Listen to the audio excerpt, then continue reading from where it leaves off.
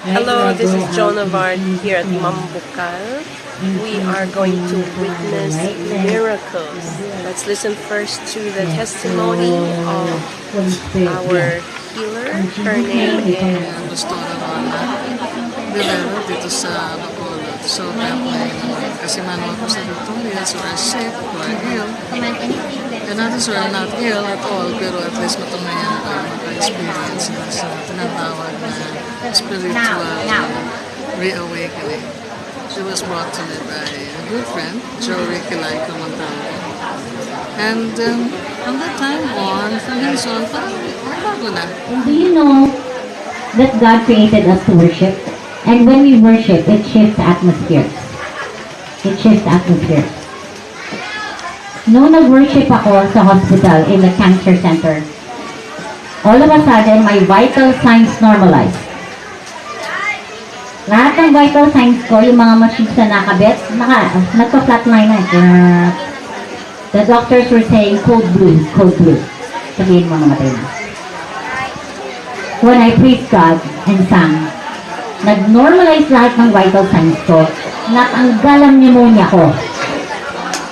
May imposible ba kay God? Wala. Nothing is impossible with God. Diniretso nila yung chemo sa veins ko. Then all of a sudden, nagkaroon ako ng cold na feeling. Ang lamig na feeling. Ganun pala yun pag mamamatay ka na. Ang lamig. Tapos, hanggang wala na akong naramdaman. And then suddenly, nakita ko po I saw a bright, beautiful white light. And it was so beautiful, it was so peaceful. And it was beckoning. It was calling me. I walked toward the light.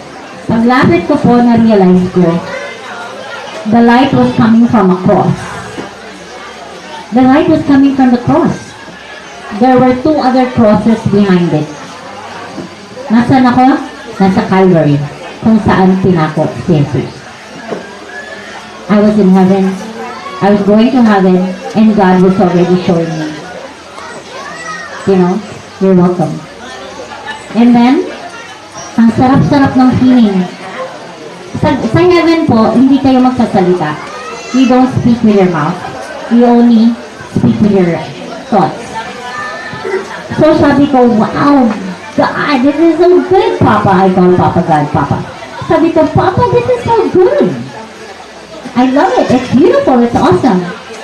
Tapos biglang, reality hit me. Patay na ako. Bigla ko na-realize, I'm in heaven already. Sabi ko, God, can you send me back? Send me back. Heal me. Give me another chance. Heal me. And I will tell everybody that heaven is real, that hell is real, and that you are real. Because people need to know. Alam niyo po, sabi ng mga doctors sa America, you're crazy. You're out of your mind. You have the best doctors, the best treatment here. Sabi ko, because my God told me. I was 80 pounds, I was in a wheelchair. Nalalagas yung buhok ko. I was so weak. Sabi ng ibang relatives ko, uwi na yan ng Pilipinas kasi doon na siya mamamatay.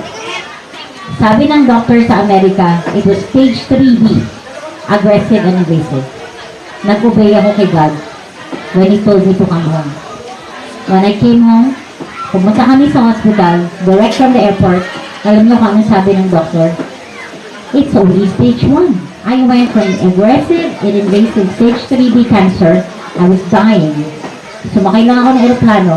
Pag landing ko ng Manila, sabi ng doctor, stage 1. Stage 1. And I got my test results on the day of my birthday, June 22 of last year. At sabi sa akin, your test results show that there is no cancer cell in your body. So praise God. Wala pong imposible